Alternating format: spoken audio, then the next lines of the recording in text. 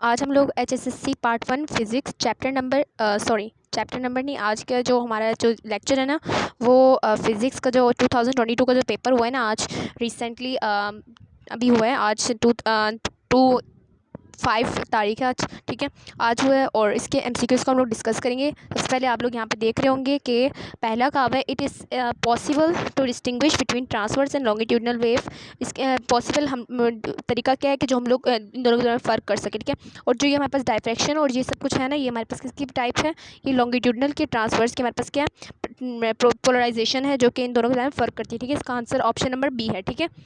उसके बाद है for isothermal process first law of thermodynamics can be written as. Isothermal process में हमारे पास क्या होता है कि जो हमारे पास इंटरनल एनर्जी होती है ना वो जीरो होती है, तो फिर हमारे पास डेल्टा क्यूब किसके बराबर आ जाता है, डेल्टा डब्ल्यू के बराबर आ जाता है, ठीक है, यानी वर्क डन के बराबर आ जाता है हीट। फिर according to first law of thermodynamics, first law of thermodynamics के मुताबिक क्या है, पहला तो आप लोगों ने क्या पढ़ा हुआ है कि फर्स्ट आप लोगों ने क्या पढ़ा हुआ है कि डेल्टा जो डेल्टा हमारे पास क्यू होता है वो किसके बराबर है, delta U plus delta W के बराबर है, ठीक है। आप लोगों ने ये पढ़ा हुआ है। तो आप लोगों ने क्या करना था कि सिंपली इसको एक तरफ रख देना था और इसको जाके इस तरफ ले आना था, ठीक है। तो बात क्लियर होगी। तो इसको आप लोगों ने सिंपली इधर लाना था, ठीक है। तो इस तरह से जो आप लोगों का ऑप्शन बनता था ना वो ऑप्शन नंबर ए करेक्ट है, ठीक है, तीसरे का। उसके बाद है कि which of the following is the based unit of pressure. Pressure के बेस्ड यूनिट क्या है, वो हमारे पास ऑप्शन नंबर ए है, ठीक है, वो हमारे पास क्या है, ऑप्शन नंबर ए। उसके बाद हमें कहा हुआ है कि नेक्स्ट हमारे पास है error in the measurement of radius 5 है, ठीक है, फिफ्थ है error in the measurement in the radius हमें गिवन है, रेडियस ऑफ स्फीयर 1 गिवन है, ठीक है। हमें क्या कहा है, हम लोगों ने वॉल्यूम ऑफ कैलकुलेट करना था। आप लोगों को तो आज वो भी गिवन थी फार्मूला भी, तो इसलिए आप लोगों ने फार्मूला लगाना था सिंपली। और 1 को क्या करना था, आर का क्यूब है ना वॉल्यूम है, तो फिर 3 आंसर आ जाएगा, ठीक है। उसके बाद हमारे पास क्या है कि if A X and A Y, जो हमारे पास A X and A Y अगर इक्वल हैं तो फिर इनके दरमियान एंगल कितना होगा, जो वेक्टर ए के बराबर हो तो हमारे पास कितना होगा, वो 45 के बराबर होगा, ठीक है। हमारे पास क्या होगा, वो 45।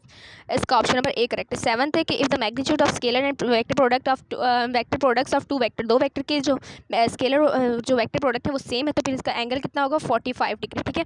ऑप्शन नंबर ए करेक्ट है। Distance covered by freely falling body in 2 seconds will be 19.6 metre, ये आप लोगों का करेक्ट आंसर है, ऑप्शन नंबर सी। 9th का है कि if a ball is thrown with a speed of 30 metre per second in a direction, angle भी given है। और इसके बाद आप लोगों ने क्या फाइंड आउट करना था, विद एक्स एक्सिस था, तो आप लोगों ने time of flight find out करना था। फॉर्मूला आप लोगों को नीचे गिवन था, जो आप लोगों के ऑब्जेक्टिव के बॉटम पे।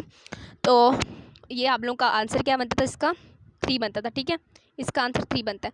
उसके बाद है if the radius of the moon is 1600 radius of moon है और जी की वैल्यू मून पे कितनी 1.6 है, आंसर क्या आ जाएगा, इसके वेलोसिटी 2263 मीटर पर सेकेंड। उसके बाद हमारे पास है 11th the angular velocity of the second hand of a clock, second hand of a clock in radian per second, हमारे पास कितना होगा, pi over 30, okay, option number C correct है। इसके बाद हमारे पास क्या है, इसके बाद हमारे पास है कि which of the following is true about orbital velocity. Orbital velocity के बारे में क्या ट्रू है, ठीक है, हमारे पास ये ऑप्शन नंबर ए करेक्ट है, ठीक है। ऑर्बिटल वेलोसिटी क्या होता है, V equal to G M over R के बराबर होता है ऑर्बिटल वेलोसिटी। सो यहाँ पे हमारे पास क्या आ जाएगा कि √r के बराबर है, ठीक है, ऑर्बिटल वेलोसिटी, ठीक है। इसके बाद है कि हम लोगों ने बताना है कि speed of efflux find out करनी है।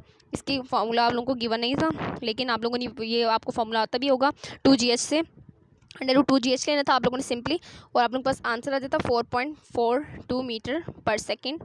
उसके बाद है इसका मैं ऑप्शन बता देती हूँ, ये करेक्ट है, इसका ये करेक्ट है। उसके बाद 14 का है कि डिस्प्लेसमेंट हमने डिस्प्लेसमेंट फाइंड आउट करनी है, तो हमारे पास पोटेंशियल एनर्जी किसके बराबर हो जाए, मैक्सिमम वैल्यू, उसकी मैक्सिमम पोटेंशियल एनर्जी की जो मैक्सिमम वैल्यू है ना वो 1/4 हो जाए, ठीक है। तो इसका आंसर जो है वो फर्स्ट बनता है x/x0/2।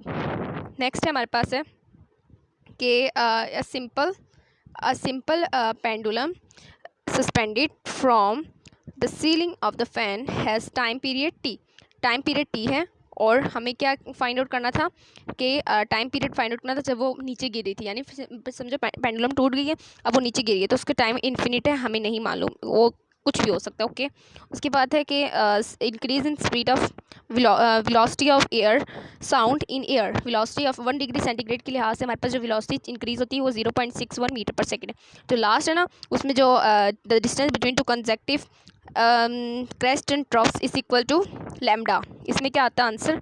लैम्डा आता है। ठीक है स्टूडेंट्स, यहाँ पे आप लोग लिख लें लैम्डा, इसका आंसर बनता है। ठीक है, उम्मीद करती हूँ लेक्चर आप लोग पसंद आएगा। लेक्चर पसंद आए तो लाइक करिए, दोस्तों के साथ भी शेयर करें, चैनल को भी सब्सक्राइब करना ना भूलें। मिलते हैं नेक्स्ट लेक्चर में। टिल देन अल्लाह हाफिज़।